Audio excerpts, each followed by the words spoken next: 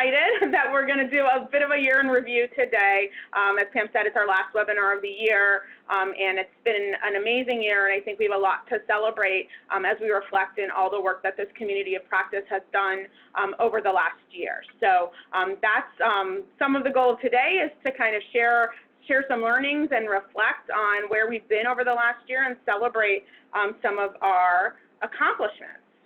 So with that, I have nothing to disclose.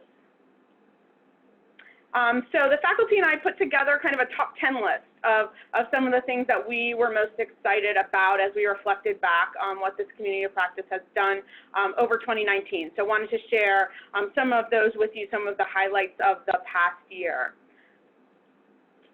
So number 10, we're so excited that over the year we've had 124 teams who have committed to improving transitions of care as a community of practice together. So this was a new improvement collaborative that we tackled this year, a novel approach to really be thinking about all those transitions that we have throughout the stay of infants and families in our NICUs, and to tackle that new topic. So we're excited that we had 124 teams working on this together.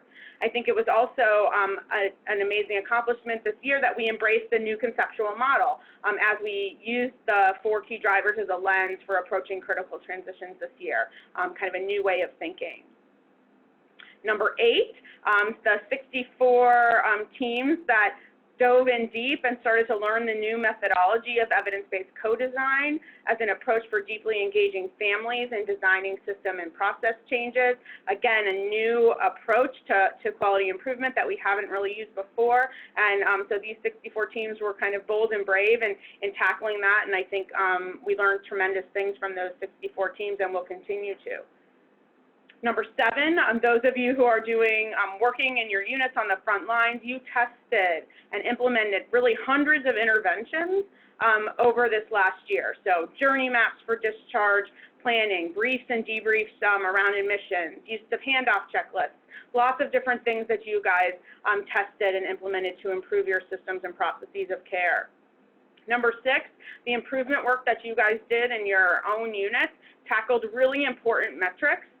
Things such as time to first parental hold, length of stay, timely communication. You guys worked on discharge efficiency, and some of you worked on unnecessary NICU admissions, particularly related to hypoglycemia. So lots of improvement work really focused on important measures that matter both for us as providers and for patients and families.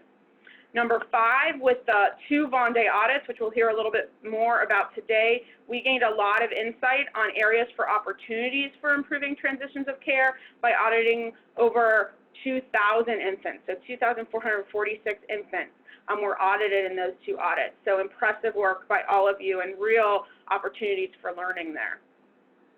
Number 4, I think we really sustained tremendous energy and engagement throughout the entire year, which I am thankful for as kind of the faculty lead, to have such amazing teams who are really excited about improvement and making care better. Really is a tremendous accomplishment for this community of practice. Number 3, we were really all thrilled by Chicago, and today, again, we're going to do a little bit of a year in review. We're going to focus a little bit on some of those learnings in Chicago, and we had 371 people who were in that Friday session where we did deeper dives into the iNICQ work. And I really was excited about the poster breakouts that we did, where we tested a new idea to really try and deepen our community of practice with an easier approach to that all teach and all learn. So I think that was a great accomplishment for the year. Number 2, we had 96 teams who had posters and shared their improvement story in the Chicago Learning Fair. So again, facilitating that all teach, all learn. I'm really excited that 96 of you guys really shared all the work that you've done over this year with us all in Chicago. And then number 1, I think as we reflected, we were all so proud and excited about the fact that over the last year, we've really had parents sharing their experience with transitions on each and every webinar, as well as in Chicago. And I think that has really been a great addition to the iNICQ collaboratives, and a real tremendous accomplishment over the last year.